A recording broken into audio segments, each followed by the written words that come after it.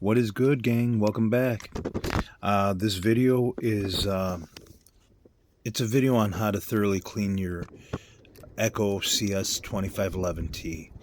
Um, this cleaning ought to be done maybe once every couple weeks, depending on how often you use your chainsaw. But let's get at it.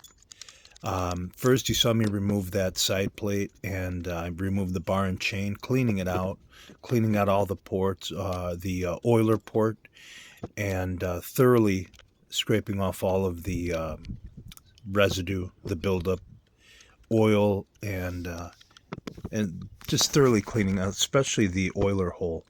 Right here, I'm removing the muffler cover plate. There's 2 screws and a clip on the back. It clips onto the back part of it, so removing that. On the filter, on the the muffler itself, you're going to check for the spark arrestor right there, right where I pointed to it. It's a screen inside of that, and there's usually a couple of screws holding on that spark arrestor. It's like a screen. It's a metal screen that collects carbon. Carbon builds up on it. This one in particular, I wasn't able to remove that screen plate because it was spot welded on. I went ahead and scraped it. Here I'm checking the filters, dumping out the old fuel. It's fairly clean. I keep my machinery up and running on a regular basis, so the fuels are fairly clean. Checking the filter, checking to see if it needs to be replaced. The cable, or excuse me, the line also very important. Right here, I'm jumping to the carburetor. Check the filter, the carb filter right there. I'm replacing the carburetor filter attachment plate. And this was very, very tight. They Loctited it down, so it gives you an idea how tight you ought to lock it down when you reassemble it. One thing, when removing the carburetor, I always close off the choke, if you could see, only for the sake of not having any debris fall in. And then I cover it with my thumb. I try to blow off all of the debris that's in there, and just to prevent particulates from falling into the carburetor. Here, you're going to remove the line on the bottom left side of the carburetor. There's a fuel line. Very important when you're replacing it. Do not kink the line. I did that this time, and I didn't catch that kink until the end. Right here, I removed the the carburetor completely off of the throttle assembly, and I'm carefully cleaning out all of the debris. Here, covering up the holes again, just to not get any particulates inside. You want to get a fine bristle brush like how I have here, and it helps out. Checking here the diaphragm. That diaphragm, a lot of times they get pretty hard, and that's what I'm checking for flexibility. I'm using some carb cleaner to clean out all the ports and whatnot. Now, mind you, this isn't a rebuild. This is just a thorough cleaning of your chainsaw. Something you ought to be doing. And when you're cleaning, you're giving it a once over to looking at the condition of all the parts. If anything needs to be replaced, this is what you're looking for right here. And now here you go. This is where I assembled the carb. I put the carb back in, and I didn't realize I pinched the line. You'll see it later on in the video. I had a hard time restarting it, and I eventually figured out it wasn't an issue of lines clogged, obviously, because I had turned it on prior to this, and I was using it. It was working fine. Everything was working fine, but it was starving for fuel. I thought maybe I moved the adjustment screws, but then I realized these carburetors they're set.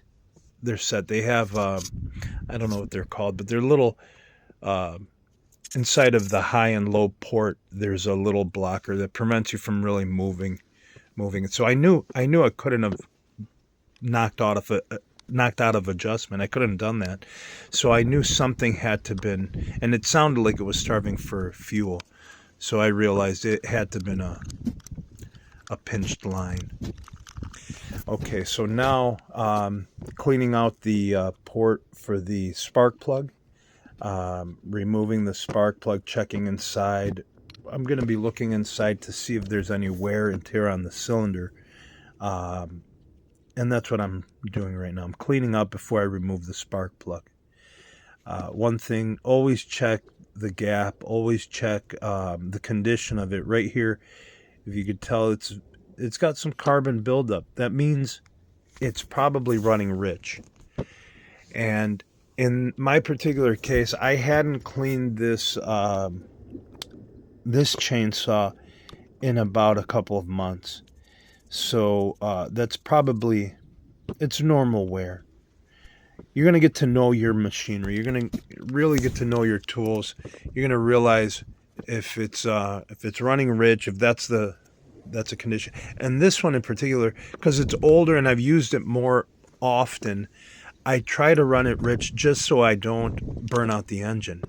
I put a little bit more oil. It calls for 50 to 1. I go a little bit richer on the oil also, only to protect it. Okay, so now I remove the side plate. Oh no, this is the muffler plate that I'm cleaning off.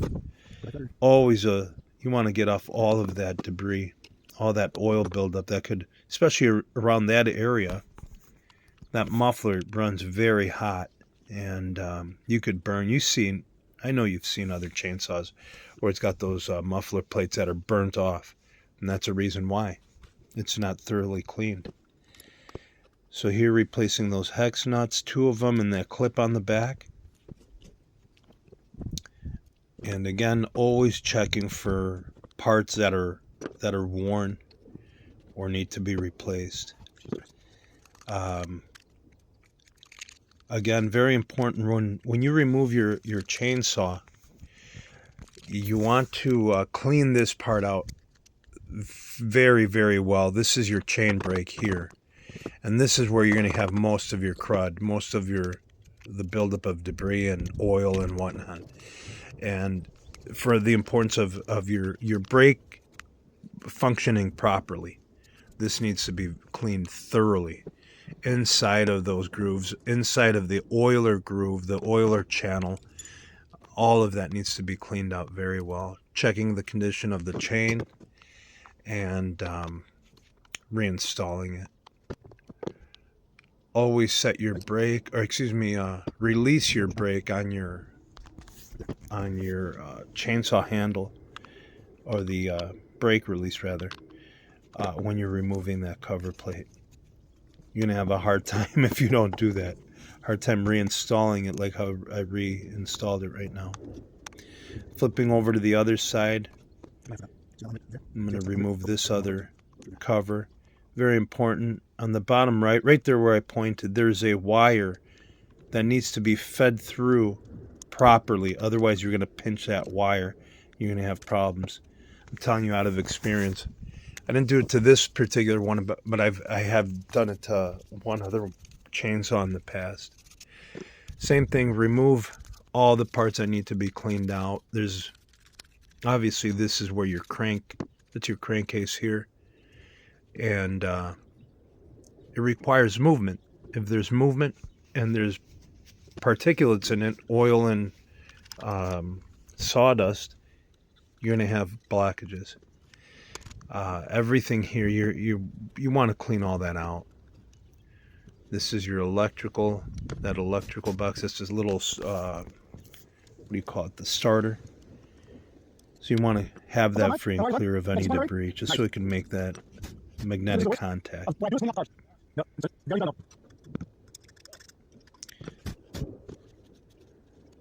I usually have a compressor. I use compressed air to blow it out. I didn't feel I had a need to do that. I didn't want to take out my compressor. Basically, that's it.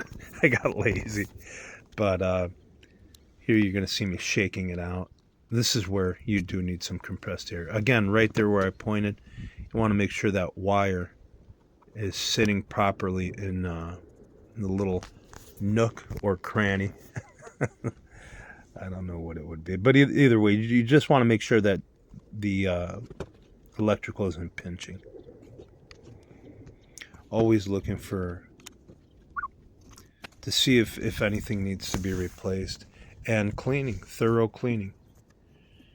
All right, so this is where I'm gonna fuel up. I'm gonna refuel and try to restart it. I'm gonna have problems, and if you remember, I told you it's because I installed that carburetor wrong.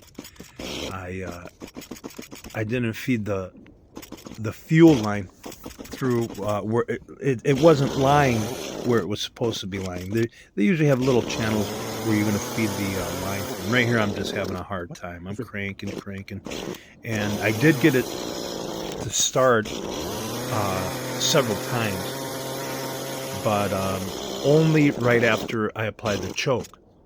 And what that's telling you, when you choke a chainsaw or any other machine, you're depriving it of air, of oxygen, and so it gets flooded.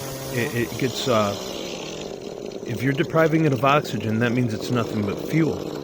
So if you keep cranking on it, that's why you only apply the choke once, and then you release the choke after you hear it rev up. But I did notice it would only start when I applied the choke. And I'd let it run. I'd let it burn up all of that fuel that had been choked out or choked into it. And that's the only way it was running. I'd hit the throttle button, or I'd hit the throttle, and it would bog. So I started noticing, you know what? This thing it's just being deprived of oxygen. Right here, I went back in. I had an inkling that's what it was. And sure enough, that line wasn't laying right here, right there. It wasn't laying in the channel that it was supposed to.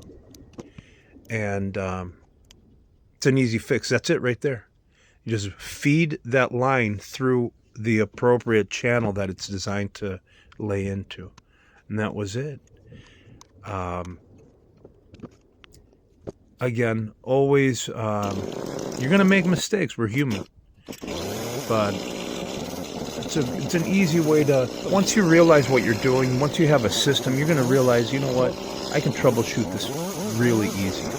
Let me backpedal, see what I did, and you'll realize, okay, this is where I made the mistake. And it's just a matter of correcting it. But that's it, fellas. Thank you for joining. Always be good. Be good, be kind, and